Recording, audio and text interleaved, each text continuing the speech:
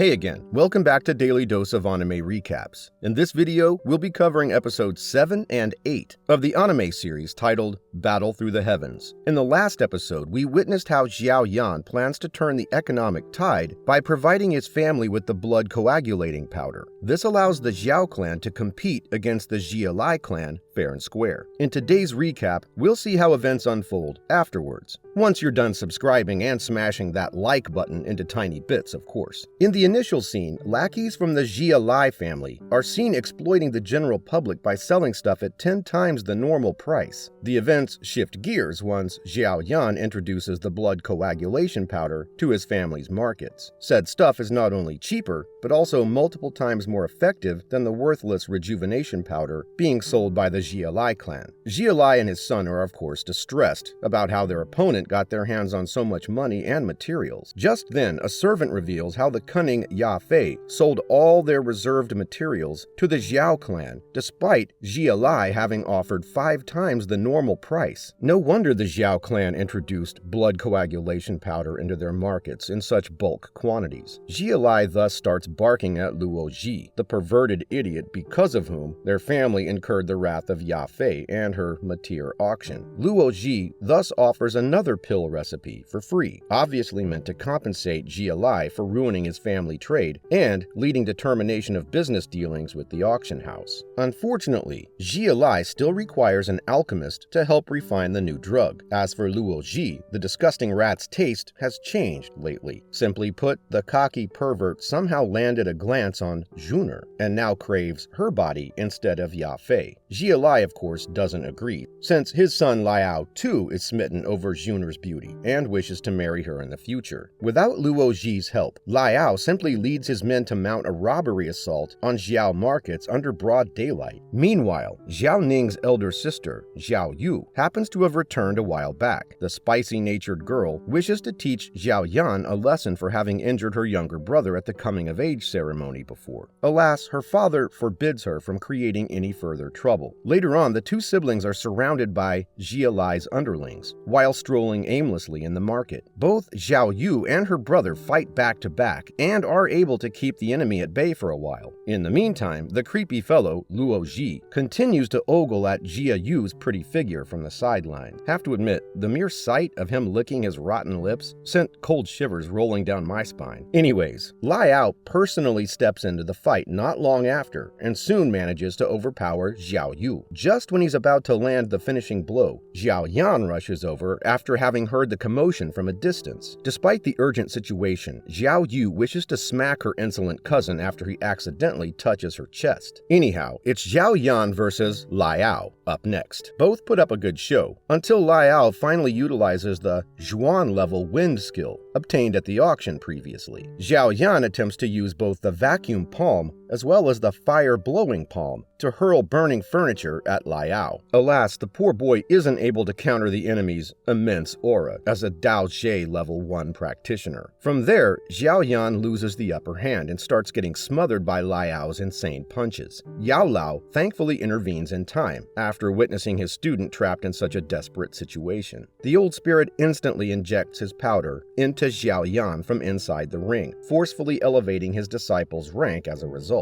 Doing so results in Liao's quick defeat, which completely infuriates his father, Xiaolai. The shameless old villain then attempts to slay a junior, such as Xiao Yan, publicly. Fortunately, Xiao Shan comes to the rescue in time and even utilizes his infamous Zhuan-level Furious Tiger skill to counter the enemy's attack. He and the rest wish to press on their advantage and annihilate the Xiaolai family then and there. However, the enemy clan's second elder, Xiaolai Nu, arrives just in time and successfully keeps Xiao Zhan and the rest at bay. In such a situation, it's impossible for either side to take advantage of the other. As a result, the stalemate soon ends with both parties retreating back to their bases. Back at home, the desperate Xiaolai accepts Luo Ji's offer to help formulate more pills in exchange for the lovely Juner. Meanwhile, Xiao Yan learns of how Luo Ji plans to brew a highly addictive drug to help raise funds for the Xiao family. As a result, Xiao Yan decides to assassinate Luo Ji upon realizing how the lowly alchemist is a scourge on the planet anyways. However, right after sneaking into the enemy's residence, he senses another presence approaching nearby and therefore instantly hides into a dark corner. Astonishingly, the intruder is none other than his lovely childhood sweetheart, Juner, except that she appears to be way more fierce than usual. Obviously, she too decided how it was best to do without the lecherous Luo Ji's menacing existence, and therefore came to finish the job herself. The killing blow is clean and efficient. Later, after making sure that Luo Ji's become dead for certain, Juner disappears into the knight's embrace in a quiet manner. Xiao is only a little bit disheartened by the crooked Luo Ji's unfortunate death. After all, he's still got the addictive drug's recipe and only requires some materials before he can eventually hire another alchemist to finish the job. The next day, Yafei informs Xiao Yan about how the second elder, Xiao Nu, has headed away from the city and into the Beast Mountain area outside to grab medicinal materials. Upon learning of the enemy's departure, Xiao Yan decides to catch up and ruin the enemy plans after intercepting them. This wraps up the episode's end, and we're left pondering a couple of mysteries. First of all, will Xiao Yan be able to intercept Xiao Nu on time and prevent him from taking back supplies to the enemy clan? Finally, what will become of the Xiao family now that their resourceful young master isn't going to be around for a while? That's all for now. We'll surely discover the answers within the next couple of episodes of Battle Through the Heavens. And in case you're a subscriber with notifications enabled, you'll learn as well soon enough.